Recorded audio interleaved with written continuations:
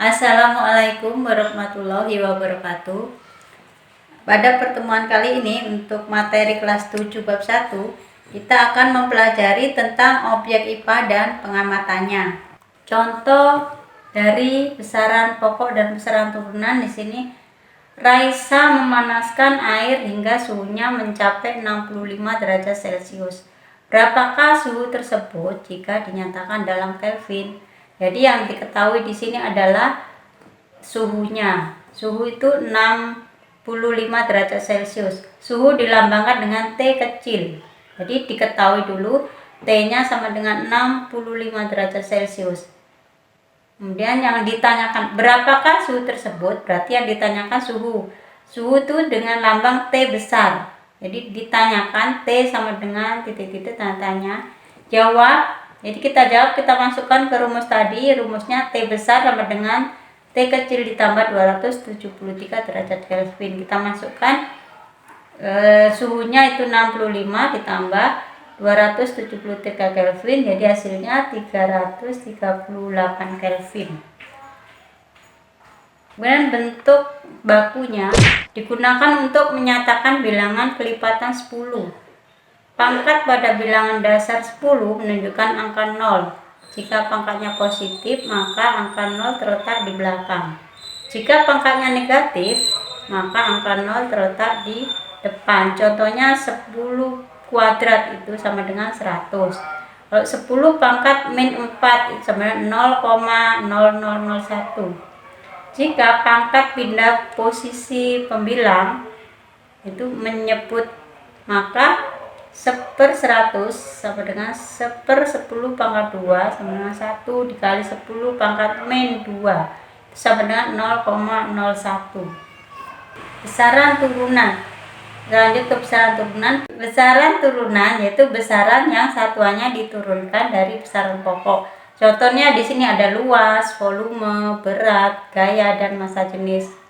Luas itu disimbolkan dengan L besar, yaitu rumusnya panjang dikali lebar. Sedangkan volume itu dilambangkan dengan V, yaitu sisi dikali sisi dikali sisi.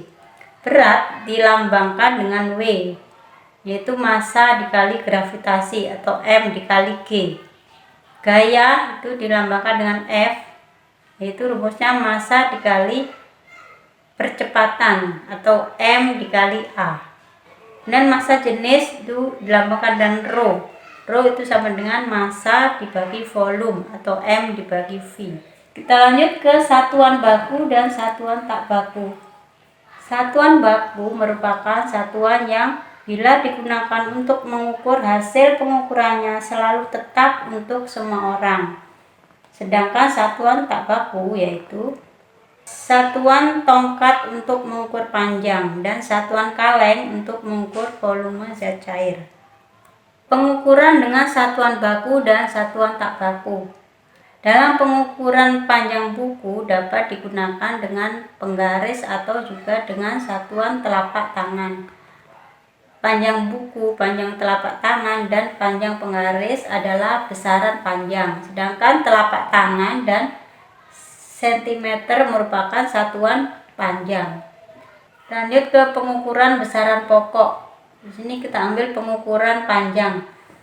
Pengukuran panjang dengan penggaris.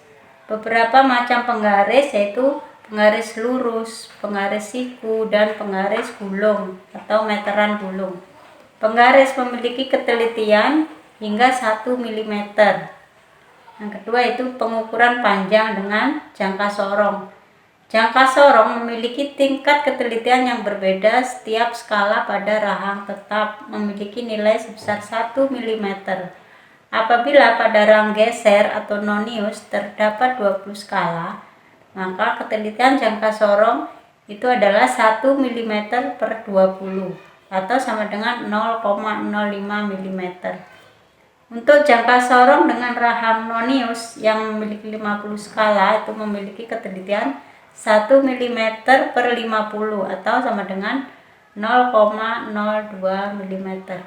Pengukuran besaran pokok itu pengukuran panjang. Ada yang disebut dengan pengukuran panjang dengan menggunakan mikrometer sekrup. Mikrometer sekrup merupakan alat ukur panjang yang paling teliti dengan ketelitian 0,01 mm. Digunakan untuk mengukur tebal benda yang berbentuk pelat, lembaran, atau mengukur diameter kawat. Kemudian pengukuran massa. Ini kita ambil contoh neraca Ohaus atau neraca batang. Jenis-jenis neraca Ohaus yaitu neraca 2 lengan, neraca 3 lengan, dan neraca 4 lengan. Neraca digunakan untuk mengukur massa benda yang lebih besar. Neraca ini digunakan untuk mengukur massa hingga 500 kg. Neraca jenis neraca pasar dan neraca dacin memiliki prinsip kerja yang sama, yaitu berprinsip pada tuas atau pengungkit. Kemudian pengukuran waktu. Waktu dapat diukur dengan arloji atau stopwatch. Stopwatch itu memiliki tingkat ketelitian yang lebih tinggi dibanding arloji, yaitu ketelitiannya 0,1 sekon. Kemudian pengukuran suhu. Suhu benda diukur dengan alat yang dinamakan dengan termometer.